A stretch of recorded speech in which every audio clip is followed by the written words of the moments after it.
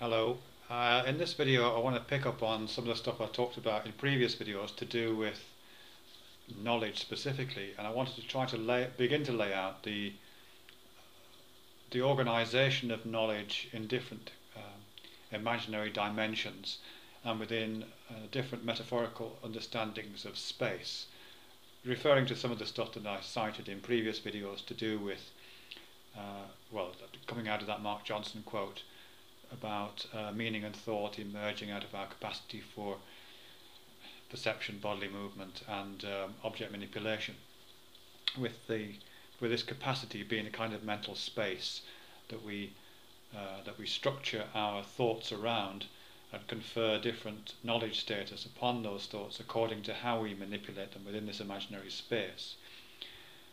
This metaphorical imaginary space that we use to organize knowledge, is what I'm saying, is that's based on our experiences of different kinds of occupations of real space, the lived space of human experience. But as I've said before, that's not singular. We don't simply occupy one kind of space. We do seem to be able to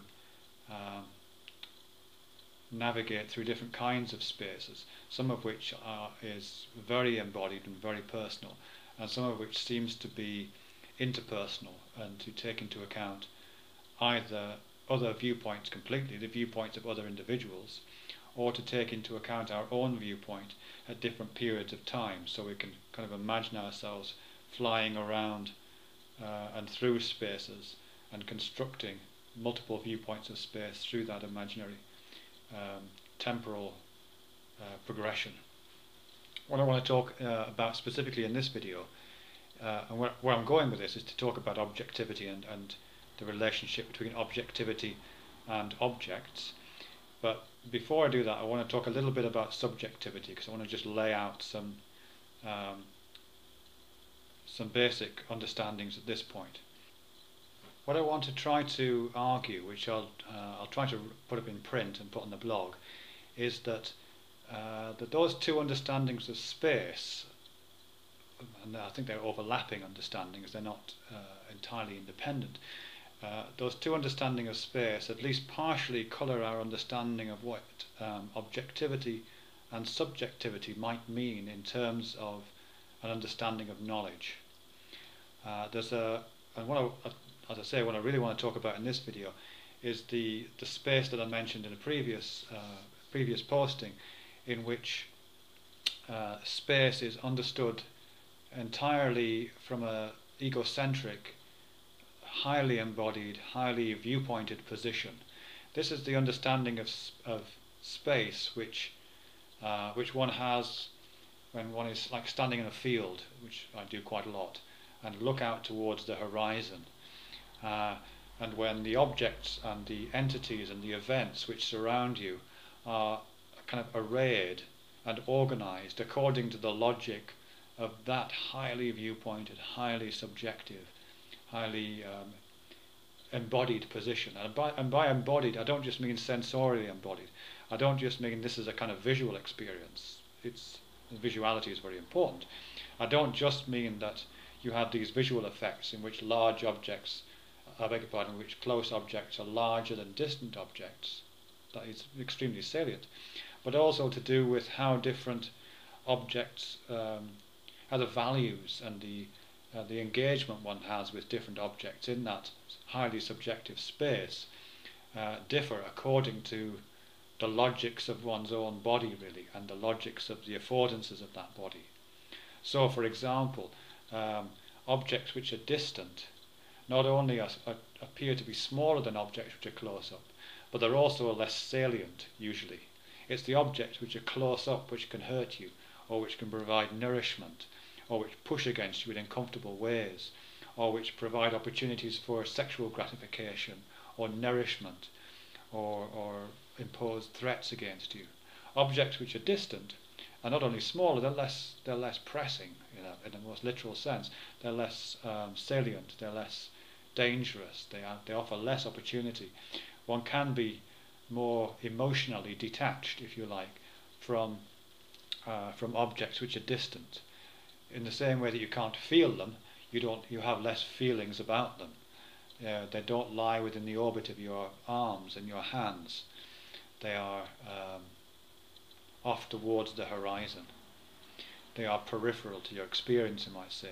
So there's a kind of organizational logic of the actual embodied experience of being in space, which represents itself in all kinds of ways in the sensory motor system, to do with how we visually experience distance and closeness, how we hourly through our ears experience distance and closeness, and also how distance and closeness figures in different senses, how close objects start to figure against the touch of the hand or the press of the skin. Really close objects might actually lie inside the body and only respond to the sense of taste. So there's a completely organizational logic about space.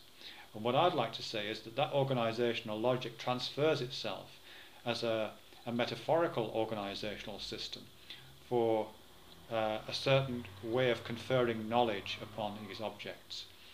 We can think of different ideas, different concepts, different conceptual entities, different facts, if you like, different pieces of data, as being organized according to the logics of that subjective space. And we might say that some objects are more pressing.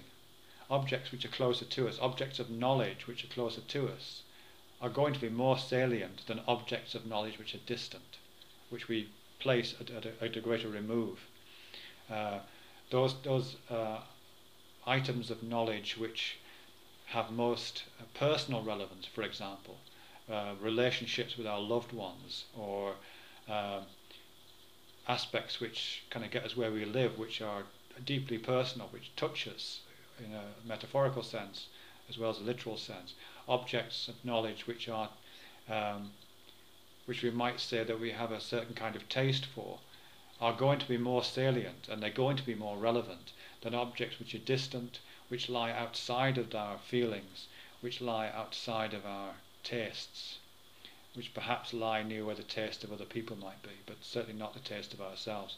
So there's a kind of organizational logic of fully embodied, phenomenologically real, egocentric experience, which also applies, I would say, to subjective understandings of different pieces of information, and which confer the status of knowledge and different levels of that status on these objects of knowledge, not according to some objective Newtonian smoothly laid out space in which these things are all evaluated equally, but according to the logic of this highly viewpointed, highly organized space, which arrays itself around the center of our own narrative gravity, the center of our own being, our own existential gravity, if you like, so that we ourselves seem to form the kind of axis around which this world of knowledge turns, and the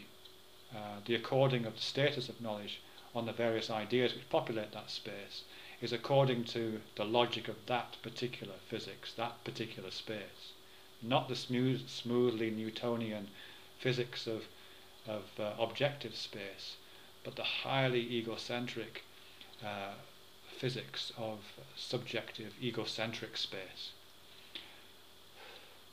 Okay, I'll try and write that down in more organized sentences and put it on the blog, but I hope that's made some kind of sense. I'll try and develop that over the next couple of videos and then go on to talk about objectivity.